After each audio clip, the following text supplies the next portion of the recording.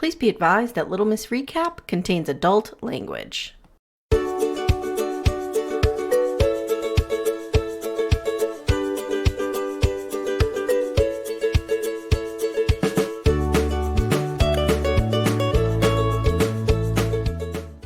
Hi everyone, welcome to Little Miss Recap. My name's Amye Archer.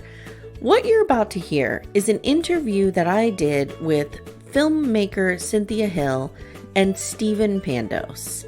If those names don't ring a bell, you need to go back and listen to our episode of the docuseries Burden of Proof that was on HBO MAX earlier in 2023. I think it dropped in June. I covered this on our show with Amanda, and we just became obsessed with this case. There's so many twists and turns. And really, the core of the case is that Jennifer Pandos goes missing. She's 15. It's 1987. She either leaves of her own fruition or someone lures her out of her teenage bedroom, never to be seen again. And her brother, Stephen, who was away at college at the time, came to believe through a series of events that his parents might actually be involved in this. And the story that is told, that unfolds in the documentary, the docuseries Burden of Proof, is the story of Stephen's relationship to and with his parents. And it is a gripping story, and it's beautifully told by filmmaker Cynthia Hill. And when we covered this, we had a lot of theories. There's a lot of twists and turns, and to this day, the case remains unsolved. I was very honored to sit down with filmmaker Cynthia Hill and with Stephen Pandos himself and talk a little bit about the docuseries and where the case is now. So I hope you enjoyed the interview, and if you want to go back and listen to our coverage of Burden of Proof, I think it dropped in like June of 2023, so you might find it on our feed there. As always, guys, thanks so much for listening, and I hope you enjoyed the interview. Hi, everyone. It's Amye Archer, and I'm here today with filmmaker Cynthia Hill and Stephen Pandos from HBO Max's Burden of Proof. Thank you both so much for joining me. I really appreciate it. So, Stephen, my question for you, just to jump right in, if we can, is, did you approach Cynthia with this idea, and how did the docuseries come to be made? Yeah, so, this started, obviously, a number of years ago. When I was in the midst of all this stuff with my parents about my sister, and when, people were, you know, pointing the fingers at my parents, I just thought of this as about trauma and a trauma bond, and how complicated it is and how difficult it is to explain. And thought that the story around my sister, gave that context. So I had reached out to Cynthia um, about it, sort of as that being the reason for it. Mm-hmm. And then it just morphed into something else. And Cynthia, when Stephen reached out to you, what was it about this story that really grabbed your attention as a filmmaker? I think for me, just primarily, it's like this story of this young girl that goes missing and is never heard from again, and the idea that Stephen is under the impression that his parents may have had something to do with her disappearance, and the fallout of that on a family was really intriguing to me. One of the parts I loved so much was the introduction when you're talking about Jennifer, and I want to talk a little bit about Jennifer here. And the way that it's shown in the documentary is she's riding a bike, and we have voiceover of somebody saying, oh, she would ride her bike around the development, and somebody else would say, oh, I think she used to walk, and then you see the memory change to her walking. And it just, I loved how it really spoke to like the fragility of memory and the fleetingness of memory.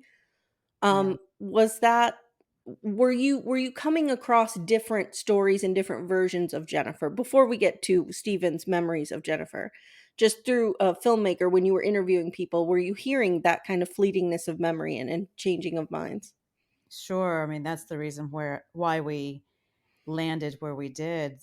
Wanted the audience to start watching this whole series with the idea that one, memory is unreliable, and do you really know someone? And so I think, for me as a filmmaker, I wanted the viewer to know upfront that we were not trying to tell you exactly for certain who this person was and what happened, because we honestly don't know. But it just, I think it allowed us to have a lot of um, freedom to tell the story the way that it needed to be told, I think. Yeah, I think that's one of the things that people who have watched the documentary, that's something that resonates with people, including myself, is the way that you frame this. We went through all the twists and turns with Stephen as he went through them. And I don't know, I'm assuming that was deliberate. I'm a writer and I know everything I do is deliberate. But I just think, you lay out a theory in episode 1, you're like, "Oh, I know this person did it." And then there's a twist in episode 2, you're like, "Oh, I think this person did it." Amy, I think I'm really appreciate that you picked up on this journey that we were on with Stephen. And what we ultimately wanted to do was to give the audience the same experience that we were all on, which we were there for the twists and turns. This genre, the crime doc genre, frequently for me is one that I'm not a huge fan of, because Mhm. I know when I start watching one of these series or films that the filmmaker knew how it ends when they started making it. Yeah. And so I know that in the back of my head. So I feel manipulated all the way throughout it. And so for this one, we had no idea when we started where we were going. And I think the beauty of what we were able to accomplish is the audience also experiences that. Yeah, I absolutely agree. I think that's what sets it apart, absolutely, in my mind. Stephen, why don't you tell us a little bit about Jennifer? This beautiful 15-year-old girl who wakes up February 9th or goes to bed February 9th, 19, is it 87? Yes. Yeah, And is never seen or heard from again. So, your only sibling, right? Your only sister. that's right. Why don't you tell us a little bit about who she was, what you remember about her? Right. What I remember of Jennifer is one, she was very smart, much smarter than me. She had a variety of friends, right, from all across the spectrum, and that she was a fighter, Mm, and she wouldn't back down from a fight against anybody, um, and she was passionate about those things. Um, that's what I remember most. yeah, and I think you do a good job of keeping her memory, because I felt like by the end of the series I really had a sense of who she was. And I'm so she was 15 in 1987 and I was 10 in 1987. So I feel like I'm in that age range with her, and I just really Right. related to like that Gen X mindset, which we'll get into because I have a whole Gen X thing I'm going to go on. So let me see. How did the news of Jennifer's disappearance reach you? So you were at college when this I was at happened, right? college, and I got a phone call from my mother. Or, I mean, I don't know that she called me. I might have called her, but Mhm. in any respect, I was on the phone, and my mother, asked me if I'd seen Jennifer, because my grandparents, lived about 30 minutes or 45 minutes away from where I went to school, Okay. and there was, the thought that she might have been on her way to my grandparents' house. Um, Somehow, and that she might have stopped off, to see me. Was this something that she had ever done before? Run away or leave home? Not that I recall. Okay. Yeah. So was that conversation with your mother right after Like, was it February 10th, 11th, or we're not sure? I don't really remember, specifically. I think it might have been a few days after, but I Mhm. couldn't tell you for sure. Okay, so let's talk a little bit about some of the people that we meet throughout the documentary. And then Mhm. I'm really interested to know what the journey was that brought you to this place where you landed on my mother, my father might be culpable here. Do you feel that it was like, did you have that theory right away, or do you feel like it was something that you were led to by the investigation? It was nothing that I ever thought of. The thought never entered my mind until law enforcement suggested it. And was that in 2006 when the case was reopened, or did they have those theories originally? No, that would have been in 2009. Oh, 2009. Okay. That was when Wendy Reed had came to talk to my mother, and when my mother produced the note. Mhm. um, it was right that, so it was early 2009.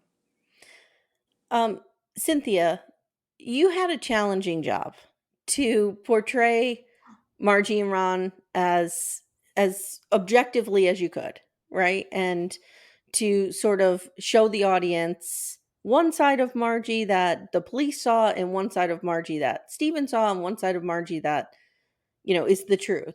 So, what was your journey in filming her? Like when you first met her, did you think, huh, Stephen might have something here, or I could see, where this is lining up? And then where did you land eventually?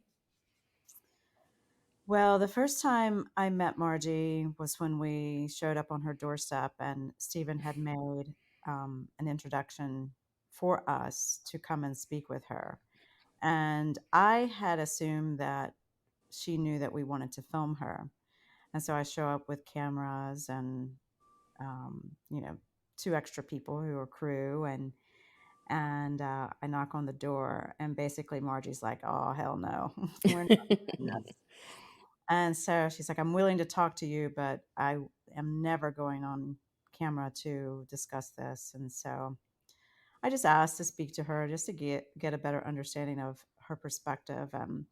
So we spent a couple of hours in her living room, trying to understand her point of view, and also um, just getting some additional background information. Mhm. And she told me in that initial conversation that I was not entitled to her pain.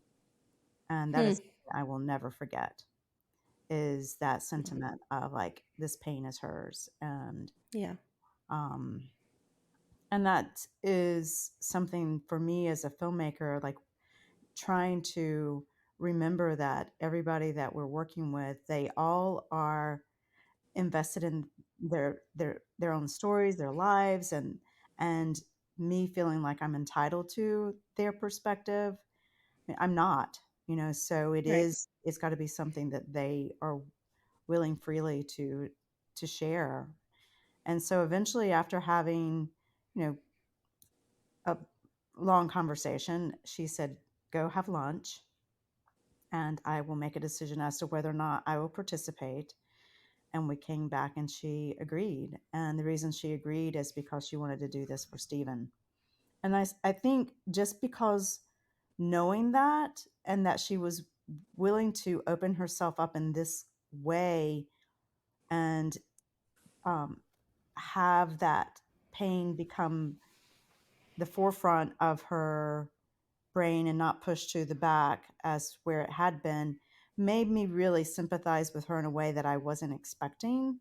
Hmm. And it made me question a little bit about what the assumptions were about her.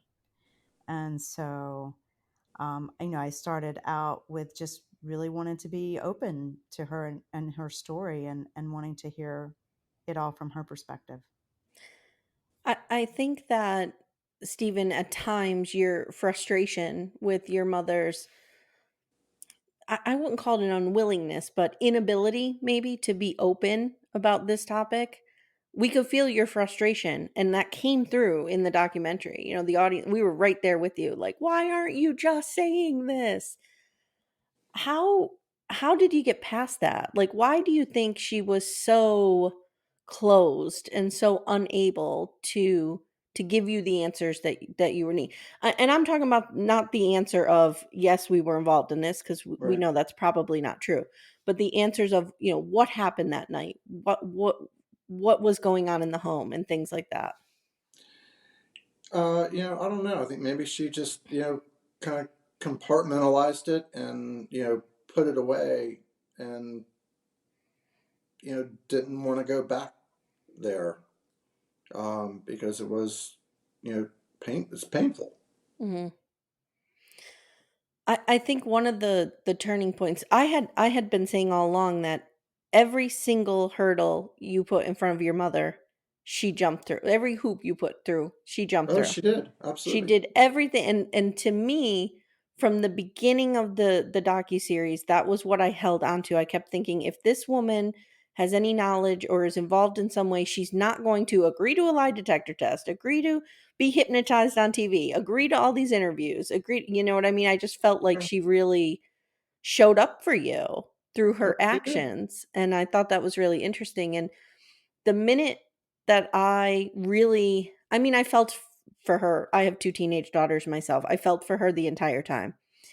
But the time I think I saw the most genuine emotional reaction from her was when you guys brought in that woman who was supposed to be like the human lie detector.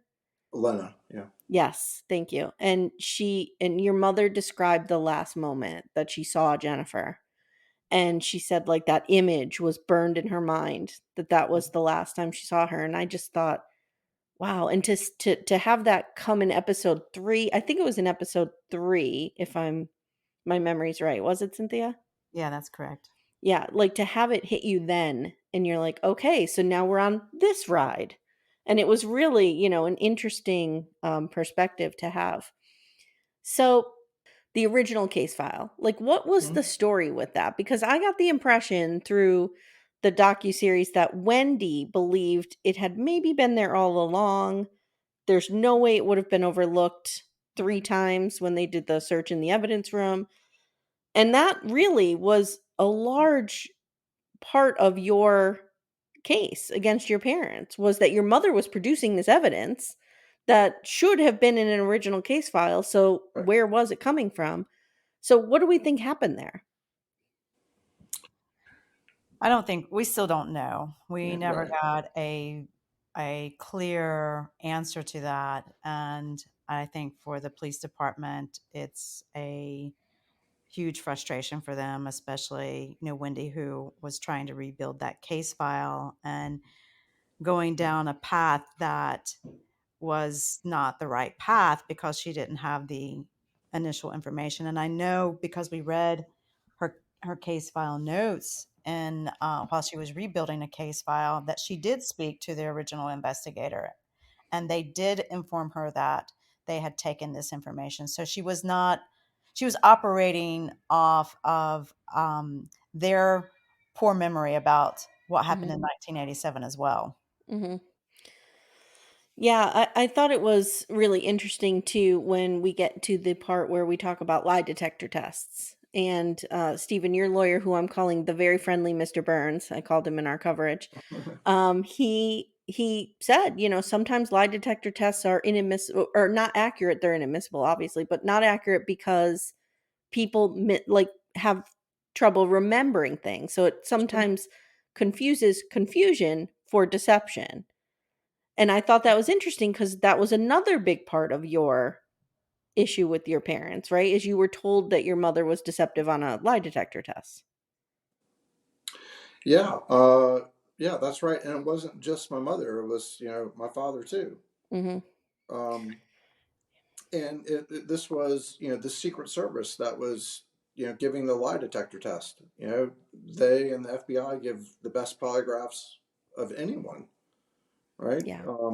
And uh, I never, I don't recall meeting anybody from the Secret Service, but I remember taking my mother, to their office, um, and sitting in the lobby of the Secret Service office here in Charlotte for like 5 or 6 hours, waiting for my mom until I had to go pick up my daughter. So, I left, but I sat there forever. And was it during the lie detector test of your father that he said that he had been involved and knew where Jennifer was and he would take them to her That's right. body? Hmm. Why do you think he said that? No telling. There's Okay. no, maybe he was just, tired at the end of a long, I don't know. There's no way for me to speculate what Uh, goes through my father's head. are you in contact with your father today? No. No. Hey everyone, stay tuned. Little Miss Recap will be right back after these words. Cynthia, was Ron an easy subject to work with? Was he willing? Because he seemed pretty willing to talk to you guys, but was that just for the cameras or? No, he was pretty open to the idea, and I was, obviously I am not sure what we're going to find when we get in front of people, but I was very pleased that he agreed to allow Mhm. us to come to interview him. And then when we got there, he seemed pretty open to all the questioning. But that first trip that we went on, we were definitely under the assumption that the theories that the police had about him were probably accurate, and so Mm, there was a good bit of maybe fear Hmm. yeah. to go out there. And we had gotten actual warnings from the police department to be careful, and so for our own safety. And we weren't really sure what we would find, but he was always very kind, and his wife was very kind and considerate. They'd always make food for us while we were there, and by the next time and then the subsequent times we've been there, we've like gone out to eat. And so like it's Mhm. it's like a very different experience from the very first time that we showed up, once you get to know someone and no longer think that they are actually a murderer. So I did feel that even though most of the evidence pointed at him, that you did do a good job creating empathy for him because I did have empathy for him, especially when we learned about his clearly untreated PTSD and all he had been through, in the war. And I don't I did have empathy for him. Like I understood Stephen's frustrations, of course, but yeah, I had a little bit of and I have empathy for him as a parent, as somebody who, whose child is missing. So yeah. I thought that was really, you walked a fine line there, and I thought that was really interesting. And I think also once you find out what he was saying and what Margie was saying was actually the truth about what happened in 1987, with their Yeah. efforts to reach out to police and put up posters and things like that, that it does change the way that you perceive someone when you realize that they were not telling a lie about those things. Yeah, and I will say that there is, that pivotal moment where we learn that Margie was not taking calls from Wendy and not returning her calls, and instead she was emailing Ron.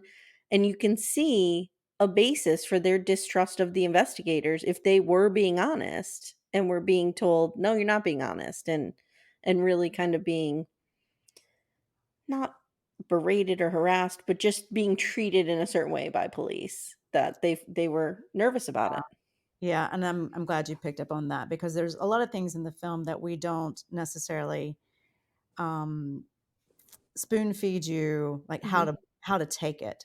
Yeah. Most things we don't, so we let the audience make up their own mind. But that exchange between the two of them looks super suspicious when you first read it, with the theory that the police have in place. So, and then when you read that exchange with knowing everything that at that moment, years down the road, it plays out in a very different way. Yeah, absolutely. So let's move into theories if we can for 1 second. I wanted to talk about the note. So the note is, I think, and I think Donnie said this, if you figure out who wrote the note, you figure out what happened. Do you guys still believe that? I think that's a pretty good assumption to make. Yeah. So, Stephen, who do you think wrote the note? Um, like speculation has led to a lot of heartache, Yeah. you know. Yeah. So you know, I don't want to Well, say, so kind of like what I think.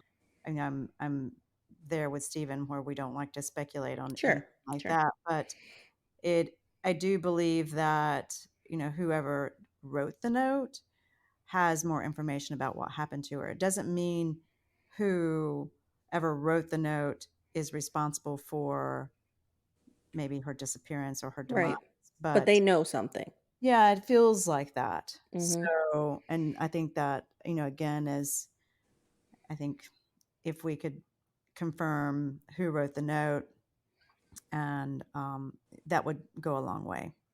Yeah, I think it's important to state that again. Like the police are not saying whoever wrote the note murdered somebody or is responsible, but the person who wrote the note was present and has information. I want to talk about something that Donnie said that really hung me up. He was saying, Stephen, that the problem with where you lived was that you were a mile from the road. Is that correct? Like if somebody were to walk to your house, that it would be quite a hike through the woods?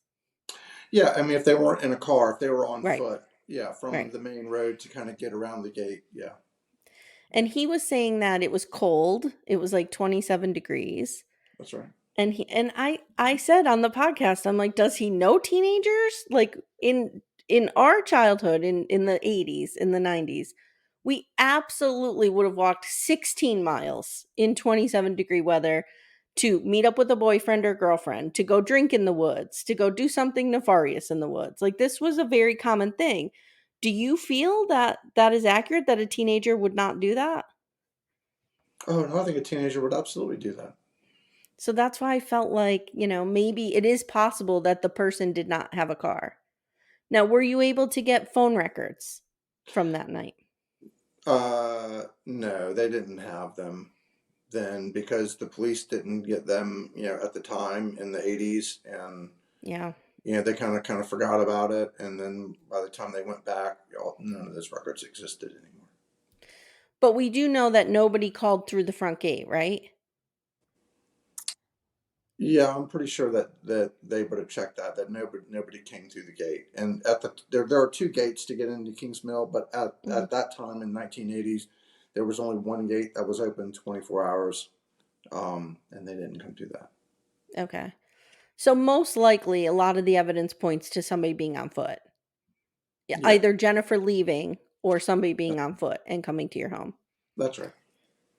So let me ask you about, and I mean, this does not come up until episode 4, which is a wild twist. Mhm. This box of notes that your Yeah. mom had. There's a note that Jake talks about in particular, which is a note that Jennifer wrote, and this is where, I sort of need some clarification. I believe the date on the note said February 9th. The note I'm referring to is the one that Jennifer wrote to Tony that said, like, I'll make you pay or I'm going to do you a Right. big favor, Mhm. to indicate definitely that there was something going on there. Sure.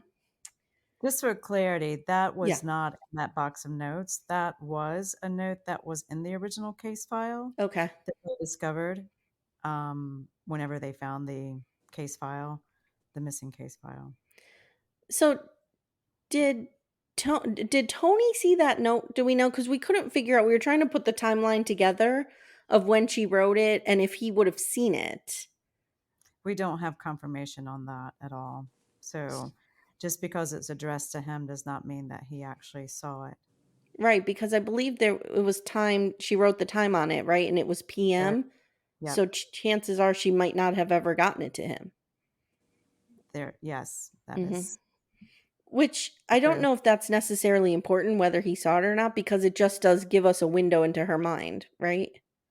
Well, that I think is fair to say that we know where what she's thinking about, and her state of mind at that time. Whether or not the person that it was written to, if they participated in the exchange in any way, or if they read it. We don't have any knowledge of that. Hmm. Stephen, do you believe that there is a world in which Jennifer left on her own?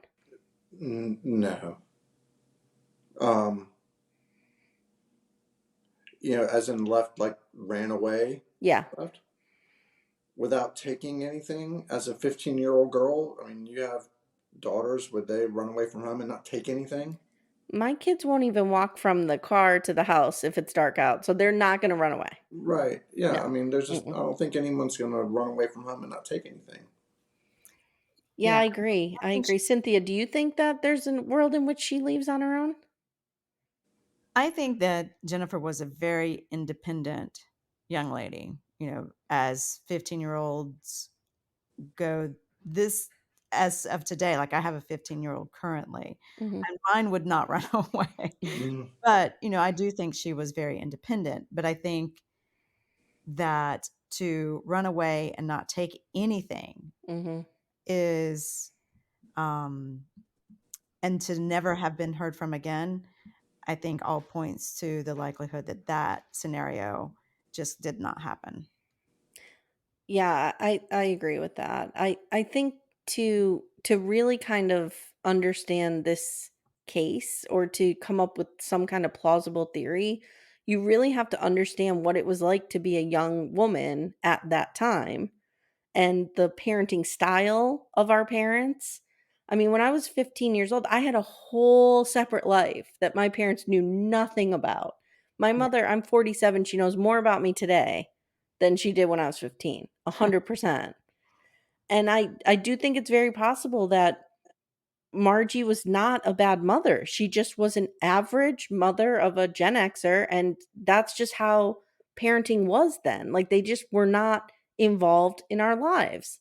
So for Jennifer to be having this relationship with Tony, to have gotten pregnant, have had to get an abortion, fighting with him about Corey, what, like, I believe all of that is 100% under, like, Margie has no idea about it until or unless Jennifer lets her know what she wants her to know.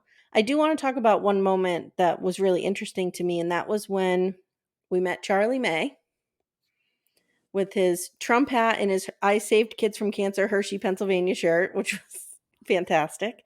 Um, so Cynthia, what led you to go down to Florida to interview Charlie May? Well, the first time we heard his name was through Stephen's dad, Ron, Mhm, and sorry, he mentioned Charlie's name because he was asked whether or not he knew him by Jake. And so, so we're always looking for these clues as to what maybe the police are up to, because they were now not keeping us in, they weren't keeping us up to date. mhm, They were keeping us at arm's length at this moment because the case was active, and mhm, they, didn't want to jeopardize what they were doing by somehow inadvertently letting us know something.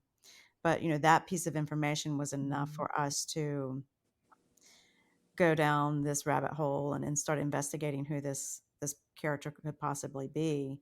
And so we ended up finding this individual, and it was it took a long time. It took a good amount of time for us to find him, though. So you have to triangulate all these different factors, like what age he possibly could be, and mhm, we knew that he was missing an arm, so that was something that helped, was a good identifier. mhm. And he was at one time living near Williamsburg, Virginia, so we were able to locate somebody that was related to him at one time on Facebook, and then through those channels and other channels and hiring a private investigator in Florida, we were able to find him. Now, did you find him? Because I know there was not a disagreement, but I think you and Steven had some differing views on whether or not he was credible and the information that he gave was usable. What was your impression of it? Mine? Mhm, I mean, you've got this homeless man who is giving you this tale about acid in a barrel, and I think that any person would think, wait a minute, is that even possible? So I wouldn't necessarily say that I don't think he's credible, but I do think it's you have to question everything. I'm questioning everyone else, so why would I Yeah. not question him? And Stephen, we saw the scene where you met him. Yeah. And what was your impression? Like Charlie clearly has his, his issues, Hmm. and as Cynthia said, you have to, kind of question everybody. Um, I don't know that Charlie has, any reason to, to lie. Clearly, Hmm. um, and his story is relatively consistent. So another interesting part was when the secret grand jury convened. And I felt like we saw it on camera, and I felt like Steven learned about it later. Did you not tell him at the time? And what was the decision behind that?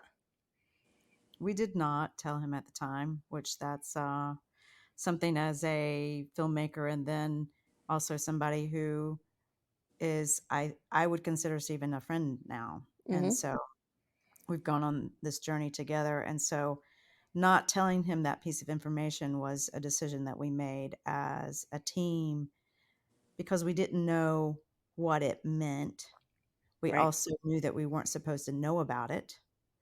And so we wanted time to try to investigate it on our own to confirm the things that we maybe thought or who was there, who was not there. And we also wanted time to find Charlie May. And so Mm.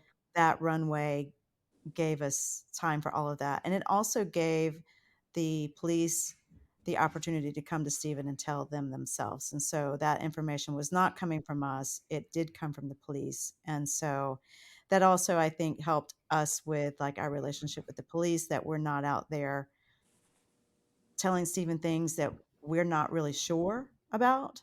And Right. so to make their investigation more difficult. But yeah, it was a really hard decision for us as a team, and I I bet. lost a lot of sleep over not sharing that when we knew it.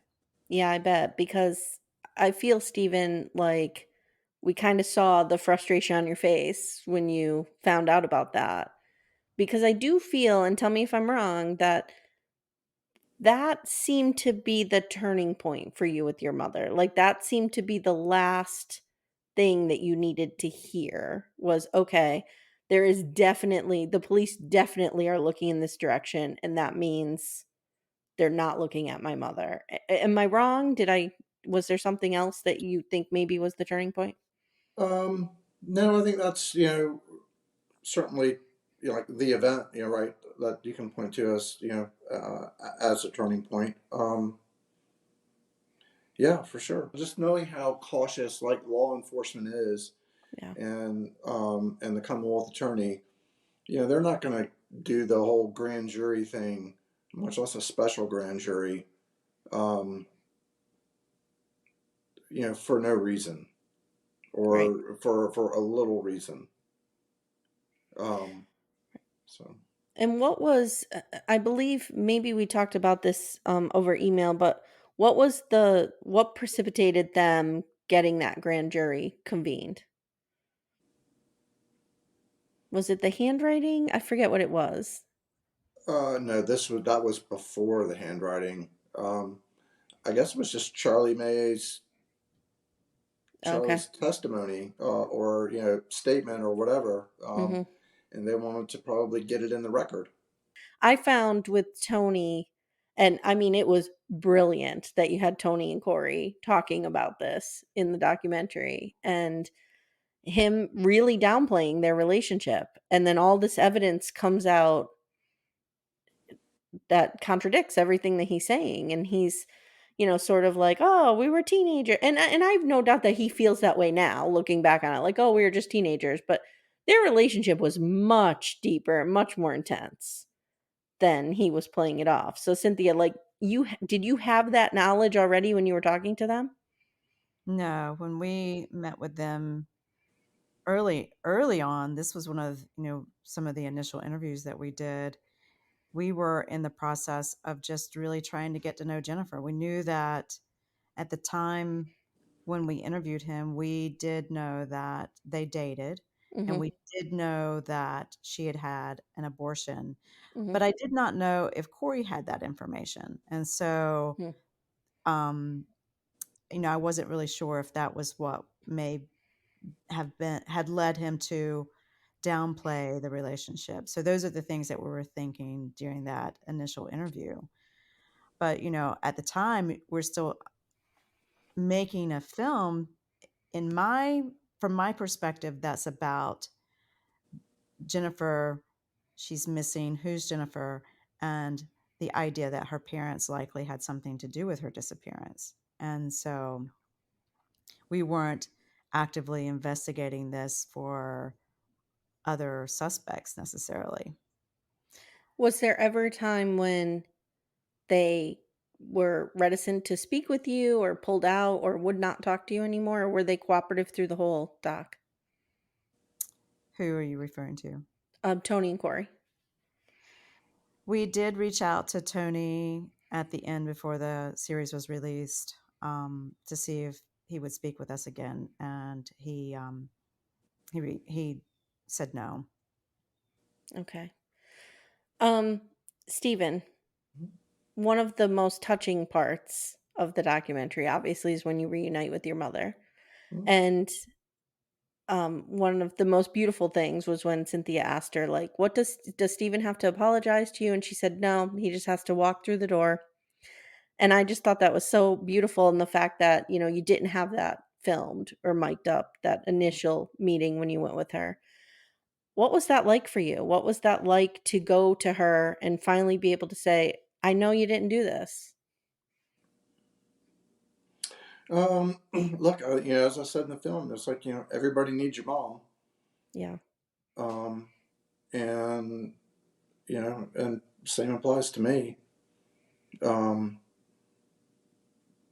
so, I mean, it's great, I saw my mom last weekend. She saw her granddaughter, the day after.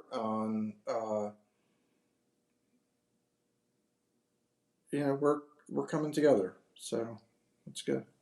That's great. And you have two daughters, I correct? do, yeah, Yeah. And they both have a relationship with her now? they do. Yeah. Yeah. That's wonderful.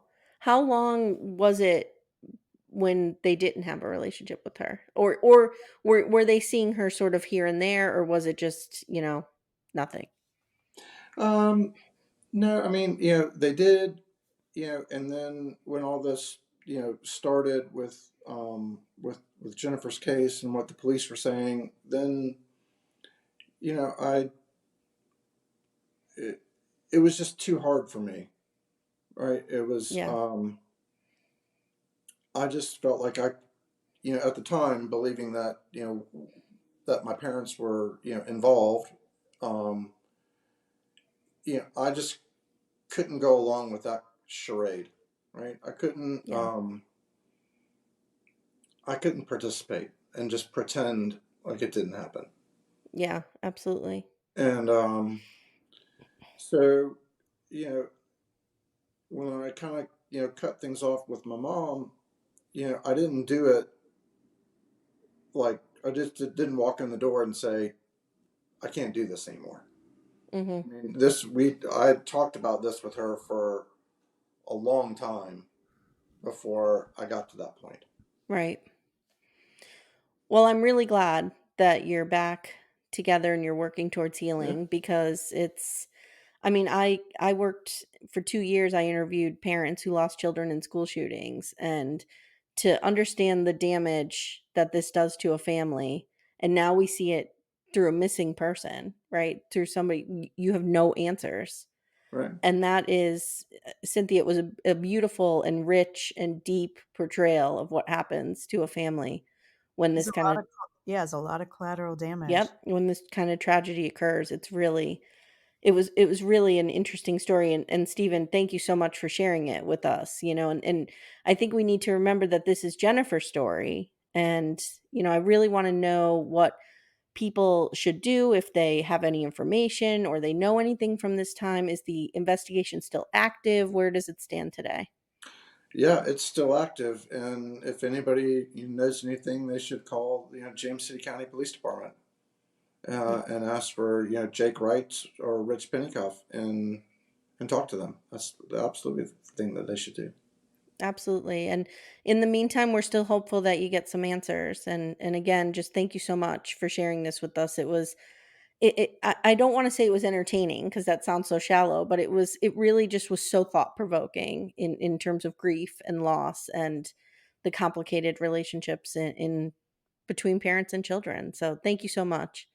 And I want to give a shout out to your wife because she was so supportive, and she just really was like, I'm walking this walk with him. I'm going through this with him. But we could also tell like she was concerned for you and worried for you and, probably frustrated at times. And she just, I just don't want to let the whole episode go without saying something about Karen. Yeah, Yes. and Karen's been uh, terrific, and she gave me the space to do this, and experience it and digest it, and